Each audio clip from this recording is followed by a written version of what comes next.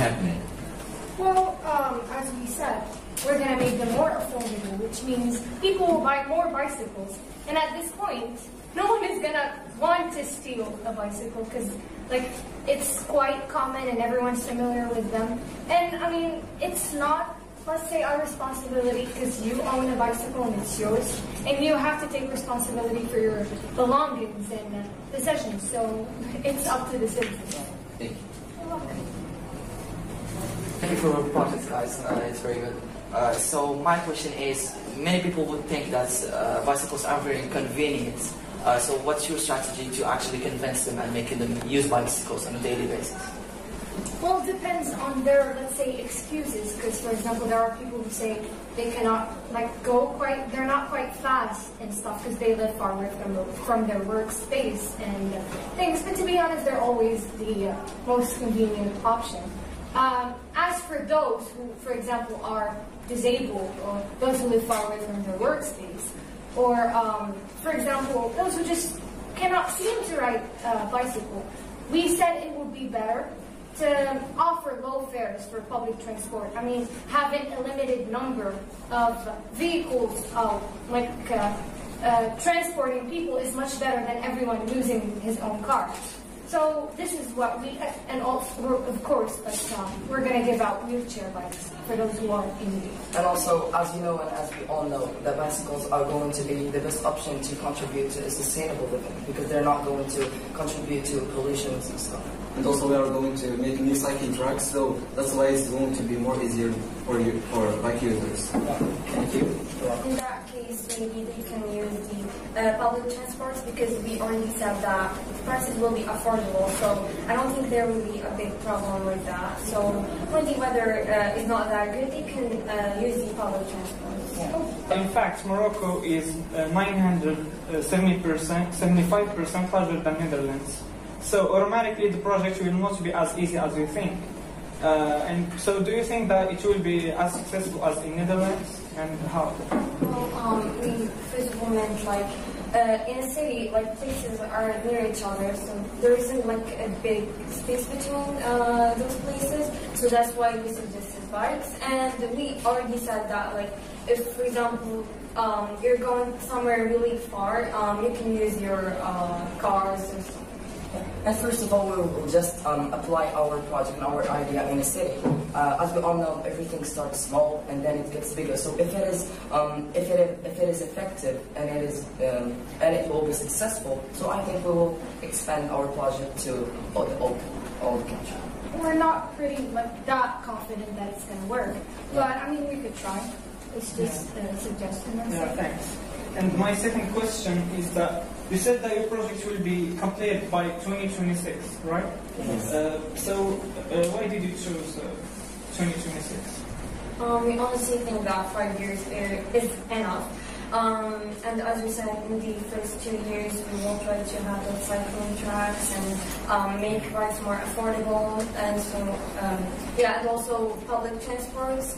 And in the other 3 years, we will try to sensitize people and make sure they will start using their bikes more and try to, get used to that new life.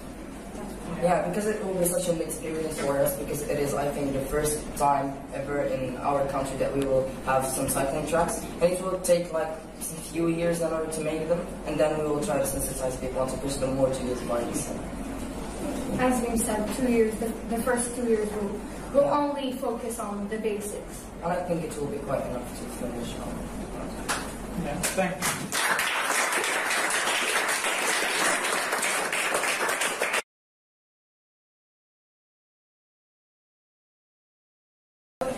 First question, we really want to know, how did you come up with this idea of the project? Atman had he was studying about everything relationship in finite interval, and he found that he was creating a small car, just like a toy car. RC. Yeah, and but it worked with solar energy, so we have said that it will be equipped like a start. He made already small one, so we can just buy it, make we could just like get inspired and make this project. And also our projects has a big relationship with transport, and nowadays we see that we are using the transport in a bad way, which has like ripple effects on our environment. And so our goal is to have like a sustainable development by like having like a solar cars will help us to have more have less emission of carbon, and that will help us to raise the sustainable development. And the other cars that were in the past is using fuel, and fuel use petrol is not infinite, it's finite. So just go by 100 years, and all the fuel in the world will be gone. So we are forced to do this. Okay, that what makes you think that your projects will be successful? We all know that cars that work with solar energy are kind of expensive. Yeah, but like when we searched, we found that it's not that expensive, and that when something like just is recent and new, it truly will be like cost. It will cost a lot of money, but with the time, it will be less and less. Each price will increase. I mean, like creators and producers should ask the governments for financial support to motivate them to invent and to produce more solar products. And also it depends, like we have like marks, even in like carbon cars, we have like we have Jaguar and Renault, so which will be expensive. It depends on the mark. Like I give you an example, we have now a new solar car that it exists and is sold in Morocco. Like Hyundai, it has like a category of cars that work with solar cars, and they aren't like so expensive by like seeing the material that is used. So it depends on the marks. Like as Jaguar said, that their production of solar cars will start from 2028.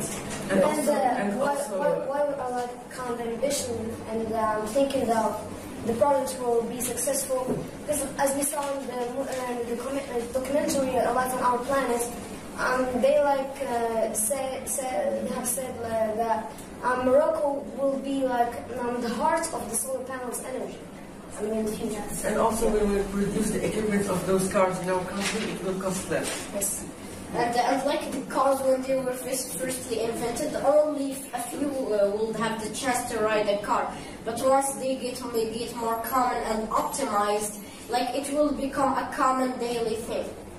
And also we are working on like exchanging the cars. Like you give the carbon cars to the companies, and they give you like solar cars, and you add some amounts of money so that they can use that like the material that in the carbon cars to include them in the solar cars, so that you will pay only that difference of like adding solar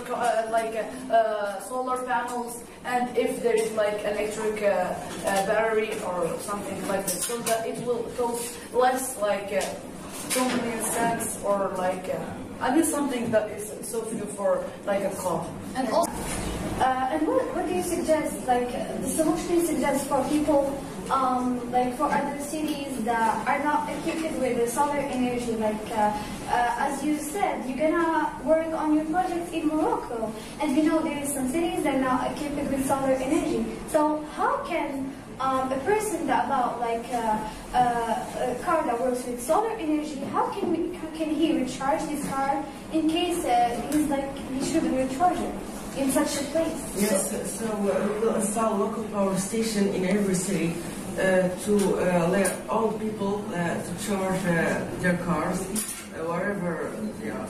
So also I guess that you didn't understand really our project. So our project, like we have a solar car. It works like it has like solar panels and also electric battery, in which like if there is like there is sun and the solar panels are exposed to the sunlight, like the energy that is generated will be divided in two parts. The first part will will go to empower the motor so that the car will work, and the second part will make the battery charge so that when there isn't sun, the car will still work. So the person that have that car will not be obliged to go